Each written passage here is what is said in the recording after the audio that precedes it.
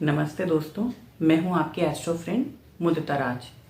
तो आज हम लोग अपनी राहु की सीरीज़ को आगे बढ़ाते हुए डिस्कस करेंगे कि राहु 5th से लेके 8th हाउसेस तक क्या क्या रिजल्ट देता है। 1 से लेके 4 तक हम लोग पहले डिस्कस कर चुके हैं।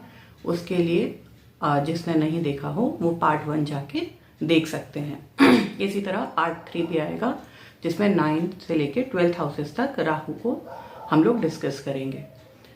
तो सबसे पहले 5th हाउस में अगर राहु है तो 5th हाउस जो है वो कालपुरुष कुंडली जो है उसमें सूर्य जो है, सूर्य भगवान उनका हाउस है वो। अब जब यहाँ पे राहु आ जाते हैं तो यहाँ पे राहु जो है वो बहुत कंफर्टेबल फील नहीं करते। राहु जो है वो मून और सन के साथ जो भी ल्यूमिनरी प्लैनेट होते हैं, जो प्रकाश ग्रह होते हैं, सूर्य और चंद्रमा, उनके साथ बहुत ज़्यादा कंफर्टेबल फील नहीं करते हैं। यहाँ पे ये आपको कई तरीके की परेशानी दे सकते हैं, जैसे कि आप ये मान के चलिए मिसकैरेज हो सकता है, या जो बेबी है वो कंसीव होने में प्रॉब्लम हो, या सेरोगेसी या आईवीएफ के थ्रू जो है चाइल्ड बर्थ हो, या सिजेरियन अगर मार्स जो है वो भी कहीं इन्वॉल्व हो जाए तो ऑपरेशन वगैरह जो है उससे चाइल्ड बर्थ का देखा जाता है। हालांकि ऑपरेशन आज की डेट में तो बहुत कॉमन है, बट फिर भी जो इस तरीके के केसेस हैं जहाँ पे हम आईवीएफ और सेरोगेसी और ये सब चीज़ें कंसिडर करते हैं, उसके लिए राहु 5th हाउस जो है वो रिस्पॉन्सिबल है। उसके अलावा क्या है, राहु 5th हाउस जो है वो हमारा एजुकेशन का भी है। तो आप देखेंगे कि जो फोकस है इस बच्चे का, जो जिस भी नेटिव के 5th हाउस में राहु होगा, उसका फोकस बहुत ज़्यादा अच्छा नहीं होगा, लेकिन आप ये मान के चलिए उसको थोड़ा हर फील्ड का अपने सब्जेक्ट्स का नॉलेज होगा, वो बच्चा फेल नहीं होगा। मतलब कि जैसे केतु 5th हाउस में एजुकेशन में ब्रेक देते हैं, बट राहु जो है वो फ्लक्चुएशंस देते हैं। कभी वो बच्चा जो है वो बहुत अच्छा परफॉर्म करेगा, कभी एवरेज परफॉर्म करेगा, और हो सकता है कि कई बार फेल हो जाए, बिल्कुल ही परफॉर्म ना करे। तो ये फ्लक्चुएशन देता है, बट बच्चा जो है वो बहुत ही शार्प माइंड का होता है इस कंडीशन में। उसके अलावा क्या है कि 5th हाउस जो है वो हमारे एजुकेशन के अलावा हमारे किड्स का और लव अफेयर्स और रोमांस का हाउस भी है, तो फन एक्टिविटीज़ का भी हाउस है। तो आप देखेंगे कि जो ऐसे बच्चे होते हैं जिनके 5th हाउस में राहु होता है, वो बचपन से जो है वो एक्स्ट्रा करेजियस होते हैं। उनको जो है एडवेंचर स्पोर्ट्स वगैरह करना, मतलब वहाँ पे वो ऐसे स्पोर्ट्स भी कर जाते हैं जहाँ पे उनकी लाइफ जो है वो रिस्क पे होती है। तब भी जैसे कि बंजी जंपिंग हो गया, स्कूबा डाइविंग हो गया, इस टाइप की चीज़ें भी ऐसे बच्चे जो हैं बिना डरे बिना सोचे कर लेते हैं। हाँ, यहाँ पे एक चीज़ और, अगर 5th हाउस में राहु है तो कई बार ऐसे बच्चे जो है जो एग्ज़ाम में पर्ची वगैरह और चिट वगैरह लेके जाते हैं, तो वो भी ऐसे ही बच्चे होते हैं, क्योंकि राहु जो है वो साम दाम दंड भेद किसी भी तरीके से उसको जो है पास होना है, तो उस कंडीशन में वो नकल भी करने से हिचकते नहीं है, अनलेस एंड अनटिल अगर जुपिटर का उस पर एस्पेक्ट आ जाए या 9th हाउस पे, तो उस कंडीशन में हो सकता है ये चीज़ एप्लीकेबल ना हो बच्चे के साथ। दूसरी सबसे इम्पॉर्टेंट चीज़ देखिए, हमारा 5th हाउस जो है वो हमारे पिता के हाउस से, दैट मीन्स हमारे 9th हाउस से 9th है। तो हम ये कह सकते हैं कि मतलब हमारे पिता के पिता 9th हाउस से 9th हाउस है, मतलब हमारे फादर के फादर माने ग्रैंड फादर। तो ऐसा बच्चा जो है, क्योंकि सन जो है 5th हाउस का जो रूलर है, हम ये मान के चलते हैं कि हमारी सोल, हम कहाँ से आए हैं, तो हमारी सोल जो है वो हमारे दादाजी की साइड से, मतलब हम ये मानते हैं कि किसी ने दादाजी की साइड से जन्म लिया है, अगर राहु 5th हाउस में हो तो। अब हम लोग बात करते हैं, अगर यही राहु देव जो है ये 6th हाउस में हो तो उस कंडीशन में क्या है। सबसे पहली चीज़ कि ये बहुत अच्छा प्लेसमेंट है राहु का। क्यों? क्योंकि ये इंसान को शत्रुहंता बनाता है।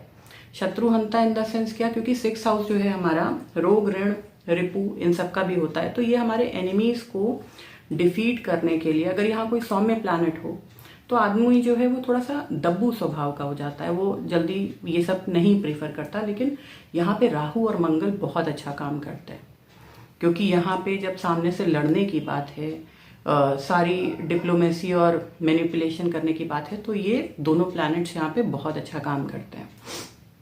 उसके अलावा क्या है कि 6th हाउस जो है वो आपका ननिहाल भी है, आपके नाना साइड की फैमिली भी है। तो आप देखेंगे कि नाना साइड की फैमिली जो है वो उसमें थोड़ा सा प्रॉब्लम आपको देखने को मिलेगा, या हो सकता है कि उन लोगों मतलब वो लोग जो हैं वो इतने वेल टू डू ना हो, या हो सकता है कि 6th हाउस क्योंकि लोन्स वगैरह भी हैं, अगर आप ऋण वगैरह लेते हैं तो राहु उस चीज़ को एक्सपैंड कर देते हैं। तो आप हो सकता है कई बार बड़े ऋण जो हैं वो आप ले लें, जिसकी वजह से आप दिक्कत में आ जाएं। और हाँ, 5th हाउस के बारे में मैं एक चीज़ बताना भूल गई। 5th हाउस जो है वो हमारा स्पेकुलेशन भी है, जुआ वगैरह, बेटिंग, और जो ये लोग नॉर्मली आजकल जैसे ऐप्स आ गए हैं कि आप 11 क्रिकेटर चुनिए या इस टाइप की कुछ मैं ऐड में देखती हूँ, तो वो भी राहु 5th हाउस। लेकिन 5th हाउस राहु वालों को स्पेक्यूलेशन एक्टिविटीज़ में नहीं जाना चाहिए, क्योंकि वहाँ वो सन का हाउस है, तो आपको लॉसेस ही उठाने पड़ेंगे। तो चलिए फिर आगे कंटिन्यू करते हैं 6th हाउस पे। अब 6th हाउस क्या है कि ये हमारे पिता का कर्म भाव भी है, हमारे पिता का प्रोफेशन भी है, क्योंकि ये 9th हाउस से 10th पड़ता है ना। तो आप देखेंगे कि फादर जो है, अब यहाँ पे अगर सैटर्न वगैरह का इन्वॉल्वमेंट हो जाए तो आप देखेंगे हो सकता है आपके फादर जो हैं वो राहु से जुड़े हुए कामों में इन्वॉल्व हों, जैसे एक्सपोर्ट इम्पोर्ट हो गया, फोटोग्राफी हो गया, या इस टाइप की चीज़ों में उनका इन्वॉल्वमेंट हो। उसके अलावा एक सबसे इम्पॉर्टेंट चीज़ जो लाल किताब जो है, ये रेमेडी जो है लाल किताब से है कि 6th हाउस में अगर राहु हो तो वो कंडीशन में आपको किसी भी मज़ार या दरगाह पे जहाँ पे किसी को गाढ़ा गया है उस जगह पे नहीं जाना है, कब्रिस्तान वगैरह में, या किसी की संत जो हैं उनकी समाधियों पे आपको नहीं जाना है। अदरवाइज जो है ये राहु आपको बहुत ज़्यादा प्रॉब्लम में डाल देगा। तब तक ये राहु अच्छा है, लेकिन अगर आप जैसे ही इस टाइप की कोई प्लेस विजिट करते हैं, जैसे ताजमहल चले गए या इस टाइप का कोई दरगाह वगैरह चले गए, उसके बाद आप देखेंगे कि आपको आपकी लाइफ में परेशानियां जो हैं वो बढ़ती ही चली जाएंगी, अनलेस एंड अनटिल आप राहु को शांत करने के लिए फिर आपको रेमेडी वगैरह करनी पड़ेगी। तो मेरा यही सजेशन है कि 6th हाउस राहु वो लोग अवॉइड करें दरगाह वगैरह पे या किसी समाधि वगैरह पे जाने के लिए। बात कर लेते हैं अब, राहु 7th हाउस में हो तो उसका जो है नेटिव की लाइफ पे क्या इफेक्ट आता है। तो सबसे पहली चीज़, 7th हाउस जो है उसको हम व्यापार के लिए, अपनी मैरिज के लिए, स्पाउस के लिए देखते हैं। तो अब जब यहाँ पे राहु जैसे out of the box planet आ गए, तो आप देखेंगे पहली चीज़ कि इनका जो मैरिज है उसमें कुछ ना कुछ out of the box element है। हो सकता है कि इनका लाइफ पार्टनर जो है वो दूसरे रिलीजन को या दूसरी कास्ट को बिलोंग करता हो सकता है फॉरेनर हो, क्योंकि राहु फॉरेन चीज़ों को भी बताते हैं, या हो सकता है बहुत ज़्यादा एज डिफरेंस हो। तो अनयूजुअल मैरिज जो है वो राहु 7th हाउस में बताते हैं। हाँ, अगर इन पे दूसरे प्लैनेट्स का इन्फ्लुएंस है तो आप उनके कारकत्वों को भी इसमें ऐड कर सकते हैं। उसके अलावा राहु 7th हाउस में है तो आपको बहुत ही चार्मिंग लाइफ पार्टनर मिलेगा, जो बहुत उसकी पर्सनालिटी जो है वो ऐसी होगी जो दूसरों को अपनी तरफ ऑटोमेटिकली आकर्षित कर ले। उसके अलावा क्या है कि ये 7th हाउस जो है वो हमारा 5th हाउस पड़ता है हमारे 3rd हाउस से। 3rd हाउस कौन हो गए? हमारे यंगर सिबलिंग हो गया, जो हमसे छोटे भाई बहन हैं। तो हो सकता है जो हमसे जस्ट छोटा भाई या बहन होगी उसको भी, क्योंकि 5th house again child birth का है, तो हो सकता है कि छोटे भाई या छोटी बहन को भी ये प्रॉब्लम हो कि उनको भी चाइल्ड बर्थ का इशू हो सकता है IVF या सरोगेसी या इस तरीके का कोई लंबा ट्रीटमेंट करवाने के बाद या सिजेरियन ऑपरेशन करवाने के बाद उनको बच्चा जो है उसकी प्राप्ति हो, या हो सकता है मिसकैरेजेस वगैरह हो छोटे भाई बहन के। उसके अलावा क्या है कि ये आप ऐसे मान लीजिए कि 7th हाउस जो है, जैसे हम 5th हाउस देखते हैं अपनी पहली संतान के लिए, 7th हाउस हम देखते हैं दूसरी संतान, 9th हाउस हम देखते हैं अपनी तीसरी संतान। तो 7th हाउस जो है वो हमारी सेकंड चाइल्ड भी है। तो आप देखेंगे कि जो भी सेकंड चाइल्ड होगा, जिस नेटिव का ये चार्ट होगा जिसमें राहु 7th हाउस है, आप देखेंगे उसकी जो दूसरी संतान है वो राहु के कैरेक्टरिस्टिक्स लेके पैदा होगी। जैसे ऐसे बच्चे जो हैं बहुत जल्दी चलना बोलना सीख जाना, अपनी बातों से लोगों का अटेंशन अपनी तरफ खींच लेना, हर चीज़ में बहुत ज़्यादा उत्सुक होना, नियमों को और आपकी बातों को ना मानने वाले, क्योंकि राहु जो हैं वो किसी बाउंड्री में बंधना उनको पसंद नहीं। तो उसी तरीके से वो बच्चा भी होगा, वो आप जिस बात के लिए मना करोगे वो काम ज़रूर करेगा, क्योंकि ये राहु का नेचर है। और बच्चा जो है वो बहुत ही ज़्यादा एडवेंचरस होगा, मतलब चीज़ों को खोजने ढूंढने की प्रवृत्ति उसके अंदर होगी, और बहुत ही शार्प माइंड होगा, और बोलने में बहुत मैनिपुलेटिव स्पीच होगी उस बच्चे की, कि सबको खुश करके चलने वाला। क्योंकि आप देखिए जो पॉलिटिशियंस होते हैं उनके सैटर्न और राहु 2 ही प्लैनेट्स हैं जो चार्ट में बहुत अच्छे प्लेस्ड होते हैं। इसी वजह से वो इतना मैनिपुलेटिव और पीपल प्लीजर होते हैं, सबको खुश रख के चलने वाले। भले ही वो आपकी बात माने या नहीं माने, लेकिन वो टाइम पे वो आपको कमिट कर देंगे, हाँ हाँ ठीक, आपकी बात, आपने जो बोला वो बिल्कुल ठीक। भले ही वो उस चीज़ को अंदर से जानते हैं कि हाँ हम ऐसा नहीं करेंगे, इनकी बात हमें समझ नहीं आई, लेकिन आपके मुंह पे वो कभी आपको इस तरीके से नहीं बोलेंगे। अब 4th हाउस क्या है, 7th हाउस क्या है, हमारे 4th हाउस से 4th पड़ता है। तो हमारी नानी का भी हो गया, माता की माता। उसके अलावा हमारी जो मदर है उनकी आप देखेंगे सुख, उनका कंफर्ट। तो आप देखेंगे कि मदर की लाइफ जो है, क्योंकि 4th हाउस नेचुरल कालपुरुष कुंडली में मून को भी बताता है, तो आप देखेंगे कि ऐसे जातक जिनका 7th हाउस राहु है, उनकी मदर जो है उनको काफ़ी मेंटल अप्स एंड डाउन से गुजरना पड़ता है, उनको काफ़ी तनाव रहता है अपने जीवन में, और ख़ास तौर से अपने स्टार्टिंग की जो लाइफ होती है उनकी, उसमें उनको काफ़ी मानसिक तनाव से गुजरना पड़ता है। अब हम लोग बात कर लेते हैं कि अगर राहु 8th हाउस में हो तो उस स्थिति में राहु किस तरीके के परिणाम देंगे। देखिए 8th हाउस में राहु ये एक प्रॉब्लमेटिक पोजीशन है। हालांकि एक, अगर मैं बोलूँ तो एक फैक्टर जो इसका पॉजिटिव काउंट किया जाए वो ये है कि 8th हाउस में राहु जो है, क्योंकि राहु आपका अटैचमेंट है, तो आप देखेंगे कि 8th हाउस की चीज़ों से इनको बहुत ज़्यादा अटैचमेंट होगा।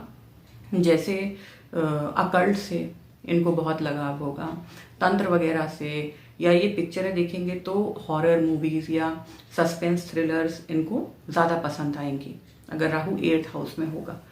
क्योंकि यहाँ पे 8th हाउस में हम राहु को डिबिलिटेटेड कंसिडर करके चलते हैं। हालांकि इनका एग्जॉल्टेशन और डिबिलिटेशन, क्योंकि ये छाया ग्रह हैं, बट हम मान के चलते हैं क्योंकि ये 8th हाउस में बहुत अच्छा। 8th हाउस भी क्या, ये जो वाटर साइंस होते हैं 4, 8 एंड 12, माने कैंसर, स्कॉर्पियो एंड आपका पाइसिस, उसमें राहु जो है वो बहुत अच्छा नहीं काम करते हैं, क्योंकि ये जनरली देखने में आया है कि वाटर साइंस में ये बहुत ज़्यादा कंफर्टेबल नहीं होते हैं। यहाँ पे क्या है कि 8वां घर क्योंकि आपके इन लॉज का भी है, आप देखेंगे कि इन लॉज को प्रॉब्लम है या इन लॉज की वजह से आपको लाइफ में प्रॉब्लम हो रही है, ये भी एक चीज़ हो सकती है। हो सकता है आपके इन लॉज ही प्रॉब्लम में रहते हों, उनको कोई समस्या एक गई और दूसरी आ गई, वो परेशानी में उनका जीवन, या हो सकता है उनकी वजह से आपको आपकी लाइफ में परेशानी उठानी पड़े, उनका इंटरफेरेंस इतना ज़्यादा हो जाए आपकी लाइफ में। उसके अलावा क्या है कि आप ऐसे देखिए कि ये आपकी मदर से 5th हाउस है, मदर का 4th हाउस और 8th हाउस हो गया 5th हाउस हो गया 8th, माने चौथे घर से अगर हम काउंट करें 5 प्लेसेस अवे तो वो 8th हाउस हो गया। 5th हाउस जो है वो हम लोग देखते हैं स्टमक रिलेटेड इश्यूज। तो अब 8वां घर क्या हो गया, माता का स्टमक। तो आप देखेंगे कि मदर को स्टमक रिलेटेड प्रॉब्लम्स बहुत ज़्यादा जो हैं रहेंगी, गैस वगैरह। उसके अलावा क्योंकि 8th हाउस है तो वो अपने कैरेक्टरिस्टिक्स भी लेके चलेंगे, तो आप देखेंगे हो सकता है उनको यूट्रस वगैरह का, ओवरीज का प्रॉब्लम हो सकता है, जिसकी वजह से उनको काफ़ी तकलीफ से गुजरना पड़े। उसके अलावा ये भी हो सकता है कि क्योंकि 8th हाउस जो है वो हमारा ये बताता है कि हम किस प्रकार जो है इस शरीर को छोड़ेंगे, हमारी डेथ किस प्रकार होगी। क्योंकि आयु निर्धारण का काम 2nd और 7th हाउस करते हैं, वो हमारे मारक हाउसेज हैं। 8th हाउस हमारा लॉन्जेटिविटी का हाउस है। तो इन लोगों की डेथ भी बहुत अनयूजुअल तरीके से होती है, अनटाइमली होती है। अगर ज़्यादा एफ्लिक्शन में आ गया तो आप देखेंगे कि ये आपके लाइफ स्पैन को बहुत कम कर देगा। ऐसे जातक जिनका राहु 8th में है और जो है बहुत ज़्यादा एफ्लिक्शन में आ जाए, उस कंडीशन में आप देखेंगे कि क्योंकि राहु ब्लास्ट भी है, एक्सप्लोजन भी है, मार्स के उसमें आ जाए, तो आप देखेंगे हो सकता है सिलेंडर फटने से या कोई धमाके में इस टाइप की इनको डेथ, या फायर एक्सीडेंट में इनकी डेथ हो जाए। तो थोड़ा सा ये प्रॉब्लम जो है 8th हाउस में राहु देते हैं। तो अब हम लोग आगे के फर्दर जो 4 हाउसेस हैं उसको 3rd पार्ट में कवर करेंगे। तब तक के लिए आप लोग मुझे लिखकर कमेंट्स में बताइएगा ये वीडियो आपको कैसी लगी, और इसमें हम लोग और क्या क्या जोड़ सकते हैं, जो पॉइंट्स छूट गए हैं आप लोग कमेंट्स करके बता सकते हैं। क्योंकि एक घर बहुत सारी चीज़ों को बताते हैं, तो वो इतने छोटे से टाइम में हम लोग सब कुछ डिस्कस नहीं कर सकते। तो जो आप लोगों को लगता है मुझसे छूट गया वो आप लोग कमेंट सेक्शन में जाके बता सकते हैं। तो इसी तरह मेरे चैनल को आप लोग लाइक कीजिए, मेरी वीडियोस जो हैं उनको शेयर कीजिए और मेरे चैनल को सब्सक्राइब कीजिए। तो हम लोग जल्दी ही मिलेंगे अगली वीडियो के साथ, राहु पार्ट 3। धन्यवाद।